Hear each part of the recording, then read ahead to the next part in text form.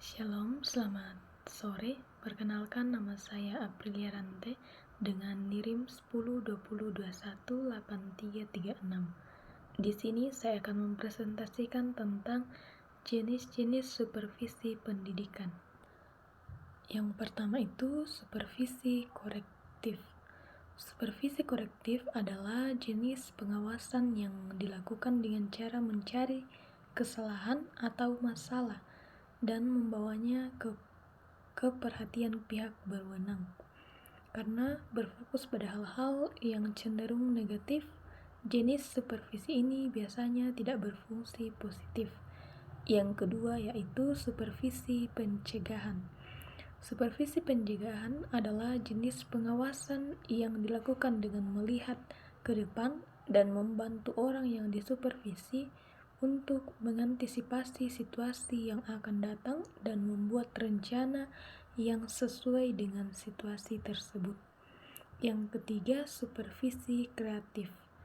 Supervisi kreatif adalah bagian daripada adanya jenis pengawasan pendidikan yang seringkali bersifat peer-to-peer dan senantiasa mampu untuk mendukung eksperimen atau pencobaan terhadap berbagai hal dengan cara baru dan inovatif.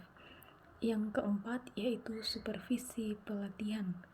Supervisi pelatihan adalah jenis pengawasan dalam bidang pendidikan formal dan pendidikan informal yang berfokus pada teknik dan cara khusus untuk meningkatkannya. Supervisi pelatihan seringkali melibatkan latihan dan pelatihan keterampilan khusus. Yang kelima, supervisi laissez-faire. Supervisi laissez-faire adalah bentuk supervisi pendidikan yang paling tidak membantu karena tidak ada fokus pada perbaikan, umpan balik atau bimbingan. Selain adanya beragam jenis-jenis supervisi pendidikan yang telah disebutkan, ada dua pendapat terkait jenis supervisi pendidikan yang dikemukakan oleh para ahli, yakni Ngalim Purwanto dan Suharsimin Arikunto. Jenis supervisi pendidikan menurut Ngalim Purwanto, yang pertama itu supervisi umum atau supervisi pengajaran. Supervisi umum atau dikenal pula dengan istilah supervisi pengajaran. Yang berikut, supervisi klinis ialah pengawasan yang berfokus pada upaya perbaikan aktivitas pengajaran melalui siklus yang dilaksanakan secara sistematis, mulai dari tahap perencanaan, pengamatan atau observasi, dan analisis intelektual. Jenis-jenis supervisi menurut Suharsimin Arikunto yaitu yang pertama, supervisi akademik adalah jenis supervisi yang menitik beratkan pada observasi supervisor pada permasalahan akademik, yaitu hal-hal yang secara langsung berkaitan dengan kegiatan pembelajaran ketika siswa sedang dalam proses pembelajaran. Yang kedua, supervisi administrasi adalah bagian daripada adanya jenis supervisi yang menitik beratkan pada observasi supervisor pada aspek-aspek administrasi yang berfungsi sebagai pendukung dan pelancar terlaksananya pembelajaran. Yang ketiga yaitu supervisi lembaga adalah jenis supervisi yang menitik beratkan objek observasi pada beragam adanya aspek-aspek yang berada di sekolah dengan tujuan untuk meningkatkan nama baik sekolah atau kinerja sekolah secara keseluruhan.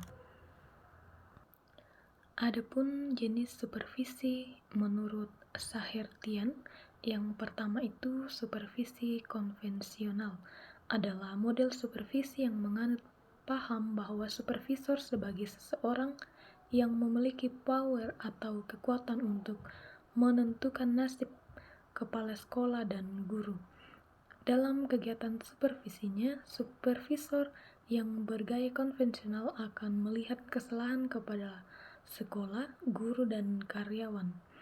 Model supervisi ini adalah supervisor selalu mencari kesalahan orang yang disupervisi sehingga dalam menjalankan tugasnya sewenang-wenang tidak mau menerima masukan dari orang yang disupervisi. Yang kedua yaitu supervisi artistik. Supervisi ini menuntut supervisor dalam melaksanakan tugasnya harus berpengetahuan, berketerampilan, dan memiliki sikap arif. Model supervisi ini memiliki beberapa ciri khas, yaitu memerlukan perhatian agar lebih banyak mendengarkan daripada berbicara, memerlukan tingkat pengetahuan yang cukup, mengutamakan sumbangan yang unik dari guru-guru dalam rangka mengembangkan pendidikan bagi generasi muda. Yang berikut menuntut untuk memberi perhatian lebih banyak terhadap proses kehidupan kelas. Dan yang ketiga itu supervisi ilmiah.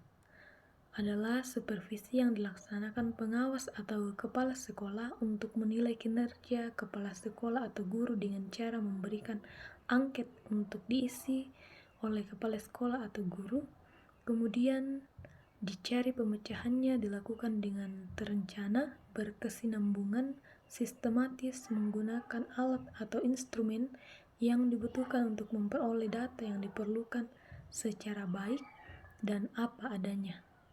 Yang keempat itu supervisi klinis, adalah supervisi yang dilakukan berdasarkan keluhan dari guru yang disampaikan kepada supervisor. Demikian presentasi dari saya, kurang lebihnya mohon dimaafkan. Terima kasih.